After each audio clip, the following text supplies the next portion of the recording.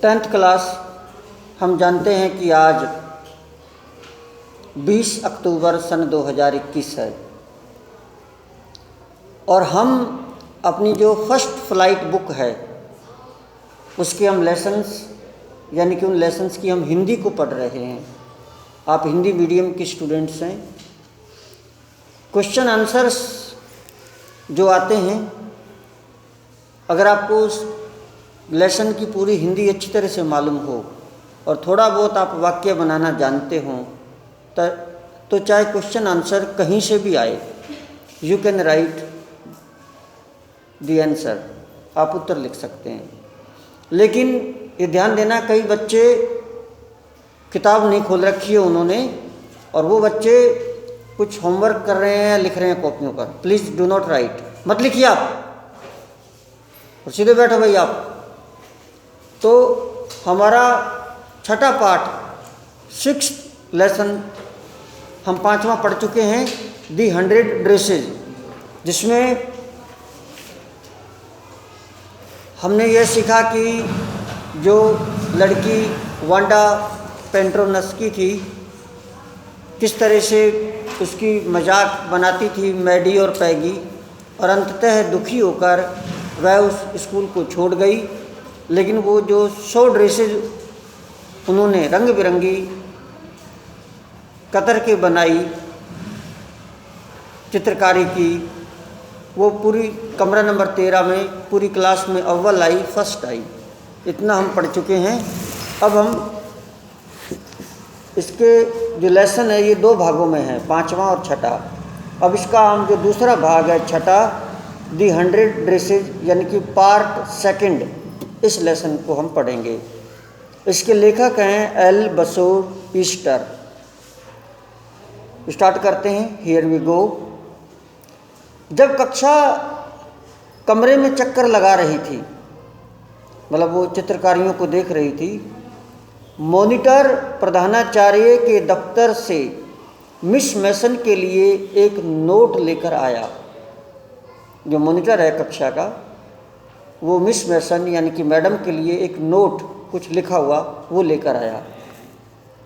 Miss मैसन ने इसे कई बार पढ़ा और कुछ देर ध्यान से अध्ययन किया, तब उन्होंने हाथ से ताली बजाई। जो मैडम थी उन्होंने उस नोट को बार बार पढ़ा और फिर कुछ देर तक ध्यान से अध्ययन किया और फिर उन्होंने ताली बजाई।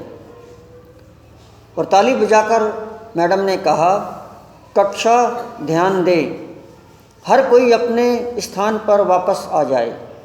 पहले बच्चे घूम रहे थे, इधर उधर देख रहे थे चित्रकारियाँ सभी की। उन्होंने कहा हर कोई अपने स्थान पर आ जाए। जब पैरों के हिलने की आवाज़ बंद हो गई और कमरा शांत हो गया, मिस मैसन ने कहा, मेरे पास वांडा के पिता का एक पत्र है जो मैं आपको पढ़कर सुनाना चाहती हूँ। वांडा लड़की के पापा ने एक लेटर भेजा था। मिस मैसन एक क्षण के लिए खड़ी रही और कमरे की चुप्पी आशानुसार गंभीर हो गई। सभी बच्चे चुप हो गए। अध्यापिका ने जानबूझकर धीरे से ऐनक सही की, थोड़ा ऐनक को सेट किया मैडम ने।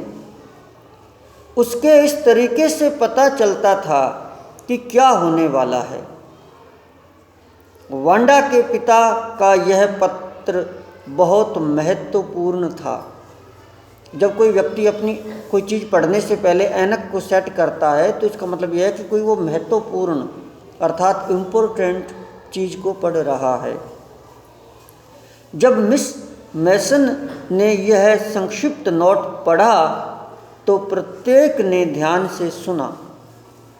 क्या लिखा था उसमें?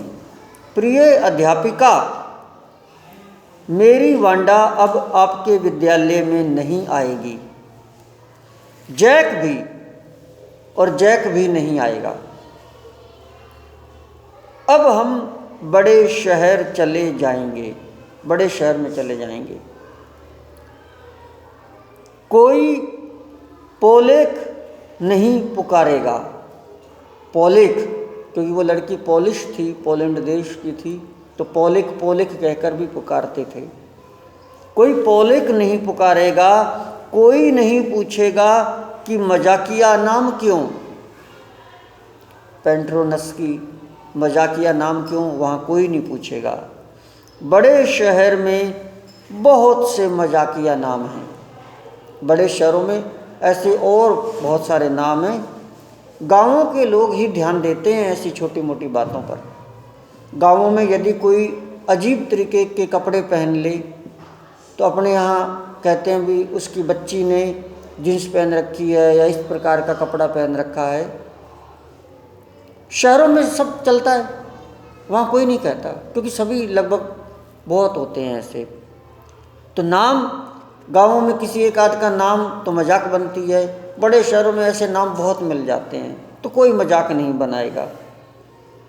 आपका विश्वसनीय जैन पेट्रोनस्की, आपका विश्वसनीय जैन पेट्रोनस्की, यानी कि पेट्रोनस्की जैन ये जो हैं वांडा के पिता हैं, उन्होंने ये लेटर अध्यापिका को भेजा।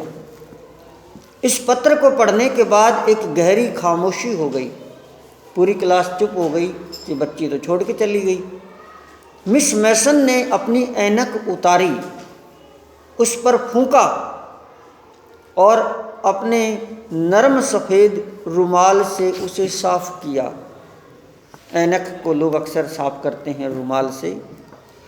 फिर उसने उन्हें दोबारा पहना और कक्षा की ओर देखा। जब वह बोली तो उसकी आवाज़ धीमी थी, यानी कि मिस मैसन मैडम भी थोड़ी गंभीर हो गई। क्या बोली वो? मुझे विश्वास है कि कमरा नंबर 13 में किसी लड़के या लड़की ने स्वउद्देश्य या जानबूझकर किसी की भावनाओं को चोट नहीं पहुंचाई होगी कि उसका नाम लंबा और अनोखा है। बोली मुझे विश्वास है किसी ने किसी की भावनाओं को चोट नहीं पहुंचाई होगी कि उसका नाम एक डिफरेंट अनोखा है और लंबा है, किसी ने नहीं किया होगा, मैं ऐसा समझती हूँ। मैं ये सोचना बेहतर समझूंगी कि जो कहा गया नासमझी में कहा गया। मैं ये समझूंगी कि अगर किसी ने कहा भी होगा तो भूल से नासमझी में कहा होगा, जानबूझकर किसी की मजाक बनाने के लिए नहीं कहा होगा। और सच यही था, बच्चे थे, उनको समझ नहीं थी, पता होता तो वो मजाक नहीं बनाती हैं। मैं जानती हूँ कि आप सब मेरी तरह अनुभव कर रहे हैं, आपको भी दुख हो रहा है कि ऐसा होना बहुत ही खेद की बात है, दुर्भाग्यपूर्ण और दुखद दोनों है।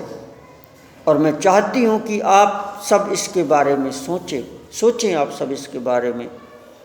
पहला पीरियड अध्ययन का पीरियड था, पहला जो पीरियड था वो अध्ययन का, पढ़ाई का पीरियड था।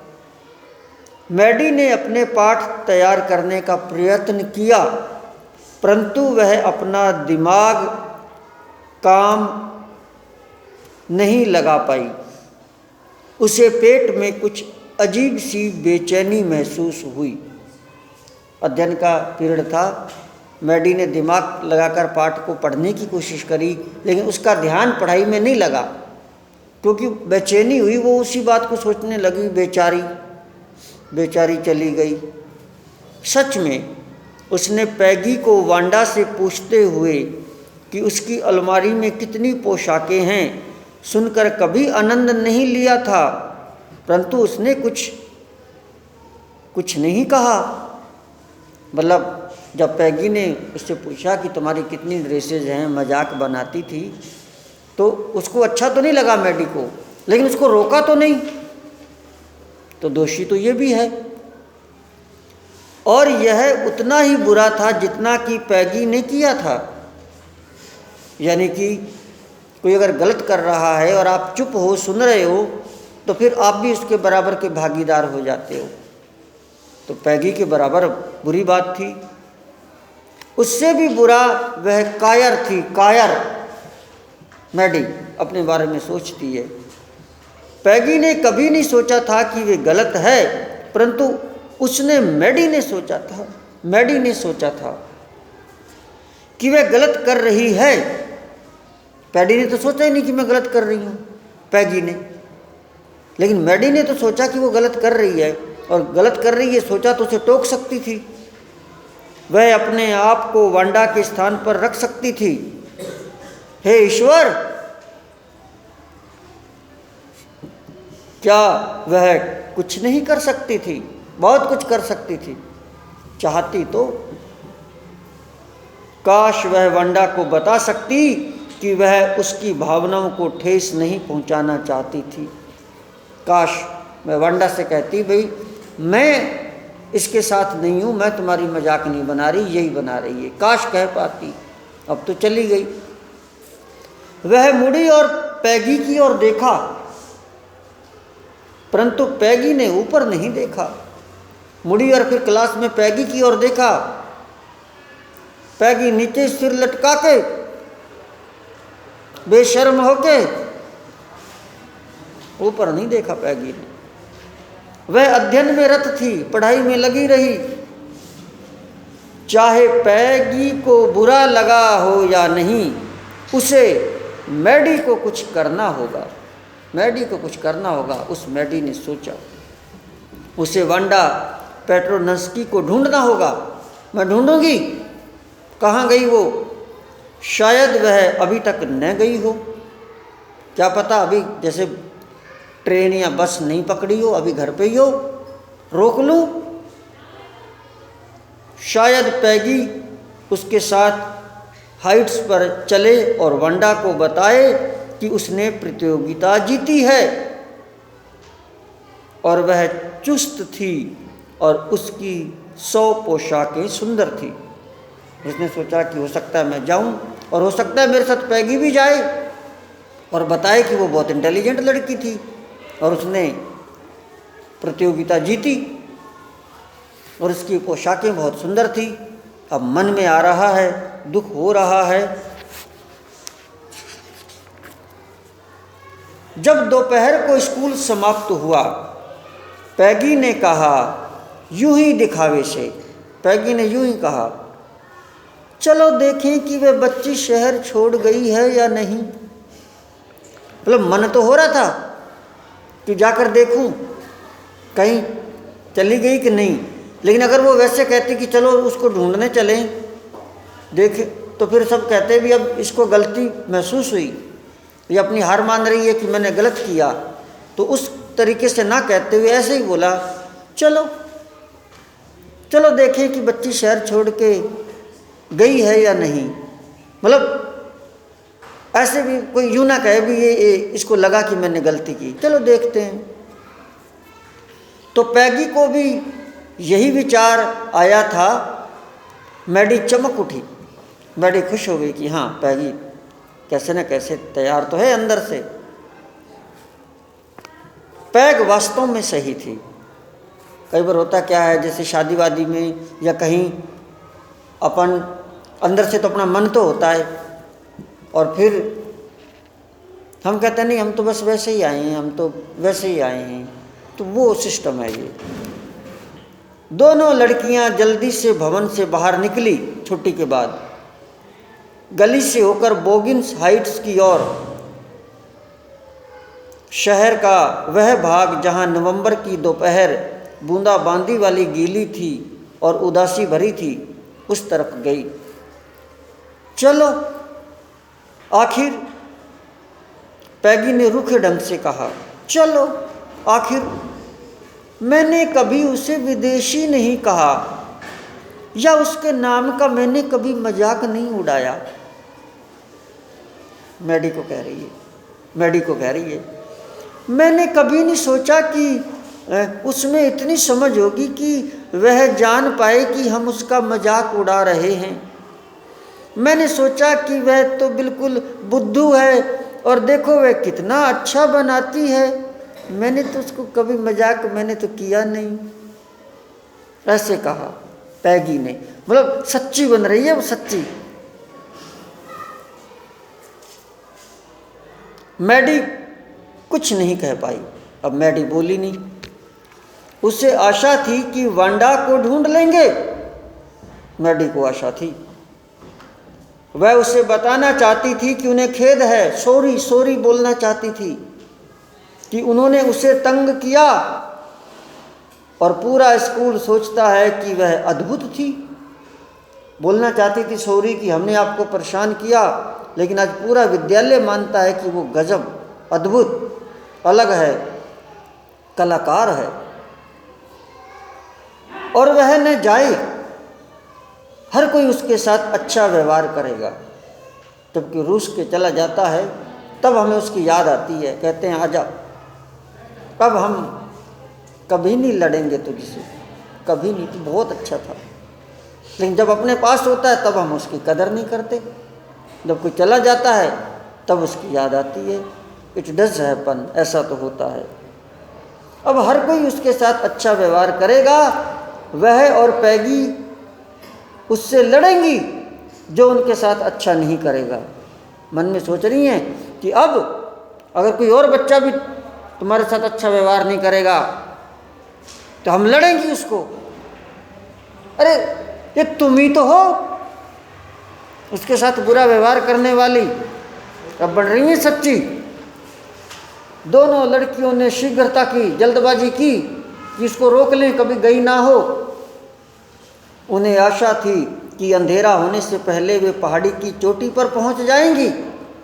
अंधेरा होने से पहले पहले, शाम से पहले पहले पहाड़ी की चोटी पर पहुंच जाएंगी। मुझे लगता है कि पेट्रोनस्की वहाँ रहते हैं, उनके घर पहली बार जा रहे थे वो, तो उन्होंने आइडिया लगाया कि मुझे लगता है वहाँ रहते हैं वो। मैडी ने एक छोटे से सफ़ेद घर की ओर इशारा करते हुए कहा कि मुझे लगता है वहाँ रहते हैं वो। पुरानी घास के तिनके यहाँ वहाँ दुबके बिल्ली के बच्चों की तरह चिपके थे। पुरानी घास के तिनके, बेचारी ऐसे जंगल सा में रहवे, दुबके बिल्ली के बच्चों की तरह वो घास के तिनके। घर और उसका बिखरा आंगन भद्दा परंतु साफ था। घर एक गरीब सा बिखरा हुआ आंगन, इधर उधर सामान, लेकिन सफाई बढ़िया, झाड़ू लगी हुई। इसने मैडी को वांडा की एकमात्र पोशाक की याद दिला दी। उसकी रंग उड़ी नीली सूती पोशाक भद्दी पर साफ, शर्ट चाहे एक ही हो लेकिन होनी धुली हुई चाहिए, कपड़े धुले हुए होने चाहिए। जब उन्होंने उसके आंगन को देखा कि आंगन साफ है तो उन्हें ध्यान आ गया कि चाहे उसके पास ड्रेस एक ही थी, उड़े रंग वाली नीली सूती, लेकिन साफ सुथरी होती थी, धुली हुई होती थी। साबुन नहीं हो तो पानी से भी धोई जा सकती है। पसीना तो निकल जाता है कम से कम जब पानी से धोते हैं। साफ सफाई रखा करो बच्चों। घर में जीवन का कोई चिन्ह नहीं था, सुनसान घर, कोई जीवन का चिन्ह नहीं, ना कोई पक्षी ना कोई इंसान। चली गई क्या? पैगी ने मजबूती से दरवाजा खटखटाया, ठक ठक ठक ठक ठक ठक, परंतु कोई उत्तर नहीं मिला। दरवाजा खटखटाया तो कोई उत्तर मिला ही नहीं, अंदर कोई होए तो खोले। उसने और मैडी ने पिछले आंगन में जाकर देखा और वहाँ खटखटाया, पिछले आंगन में देखा, वहाँ खटखटाया, फिर भी कोई उत्तर नहीं मिला। इसमें कोई संदेह नहीं था, पेट्रोनस्की जा चुके थे, अब स्पष्ट हो गया था। वे अपनी गलती कैसे सुधार पाएंगी? अब वो तो जा गए, चले गए, अब सॉरी भी नहीं बोल पाएंगी। अब अपनी गलती का कैसे सुधार करेंगी वो दोनों लड़कियां? वे धीरे से मुड़ी और पहाड़ी के नीचे जाने लगी। कौन? पैगी और मैडी। बच्चों निशान लगा लो। और अब हम जब फिर हमें समय मिलेगा, इसका छठे पाठ का हम दूसरा भाग हम पढ़ेंगे। सभी जी, very good, you are an intelligent you are an intelligent girl, आप तो बहुत इंटेलिजेंट बच्ची है। देखिए विद्यार्थियों, यदि आपको यह वीडियो अच्छी लगी हो तो चैनल को सब्सक्राइब करें एंड लाइक, शेयर और कमेंट्स करें। मैं हूं आपका चाहता दोस्त Mukhtiyar Singh Karnawal, MIA Alwar Rajasthan. Thank you so much.